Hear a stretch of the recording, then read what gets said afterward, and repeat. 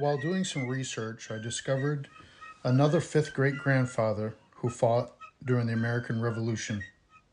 This is an opportunity to look into the everyday life of a typical person who was in America during the early days of the American Revolution.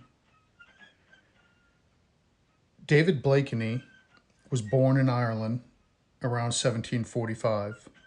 Some accounts list his birth as early as 1742, but we're not really sure the exact year. On September 10th, 1767, the Blakeney family moved from Ireland to South Carolina. They settled along the Cane Trail Creek in the 96th district of South Carolina. David Blakney and his family had received a Crown grant of 100 acres. David had built a house, a barn, stables, and a loom house. His farm had horses, cattle, sheep, and hogs. He harvested wheat, Indian corn, and flax that was used in the loom house. In the early days of the American Revolution, David and his brother Chambers fought under Brigadier General Andrew Williamson. Williamson fought in many well-known battles until the fall of Charleston on May 12, 1780. It's not really exactly clear what happened to Williamson at that point, but something significant happened and he stopped fighting for the American cause. After that, Williamson never took up arms with the Patriots. His brother-in-law Leroy Hammond and Andrew Pickens continued to fight. When Williamson stopped fighting with his American brothers, he became labeled as the Benedict Arnold of the South. Williamson never actually took up arms against the Americans, and there is evidence that he provided intelligence against the British to Major General Nathanael Greene until the end of the war. It is possible that he was playing both sides at the same time to wait and see who ended up winning the war. This had some impact on local militia and soldiers. David and his brother Chambers Blakeney both left the fight for independence and joined the British forces. They must have felt the British would end up winning the war. The Star Fort at 96 in South Carolina was built to defend the South. The walls of the fort were 14 feet high and 10 to 15 feet thick. About 200 soldiers were stationed inside the fort. David Blakeney was a private in Colonel John Cotton's regiment of the Stevenson's Creek Militia. In May of 1780, Nathanael Greene and 1,000 patriots began the siege of Fort Starr at 96. David successfully defended the fort from May 21 until June 18. Greene's men ended up retreating on June 19. The British left the fort on July 1, 1781, and they headed for the coast. David served on James Island until the end of 1782.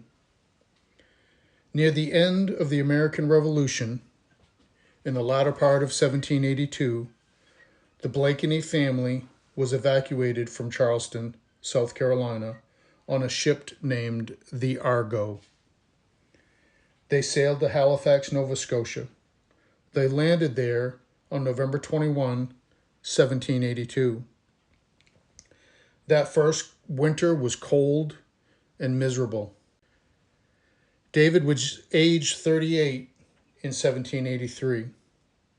On February 2nd, 1784, David stopped in St. John and was granted 2 lots in the city, lots 776 and 777.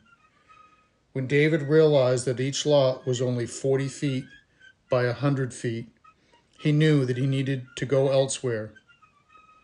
He missed his large farm in South Carolina and wanted to start over. David was accompanied by his wife and their 6 children. More children were born later.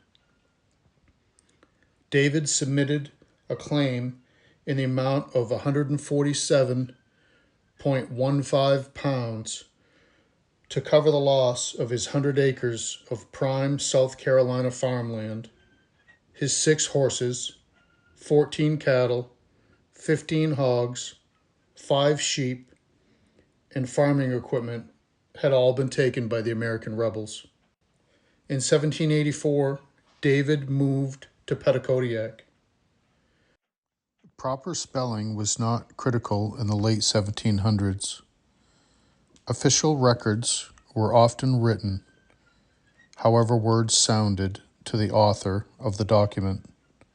In 1802, there was a grant of land to David Blakney for 793 acres of land along the banks of the Petitcodiac River. The document lists Petitcodiac as the town of the land grant instead of Petitcodiac. David Blakney's new farm at Petitcodiac River was very near a portage area between Petitcodiac River, Canaan River, and St. John River.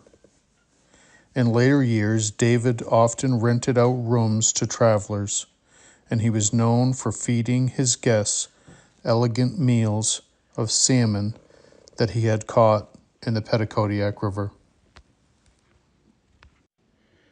David was a good speaker, and he became involved in local politics. He petitioned to build a road between St. John and Petitcodiac in 1786. The Bleakny Cemetery was established on land granted to David in 1802. It was the first cemetery in the region for English-speaking people. It is located less than 3 kilometers from the center of the village. To this day, there are still signs of Blakeney heritage in Petitcodiac, New Brunswick.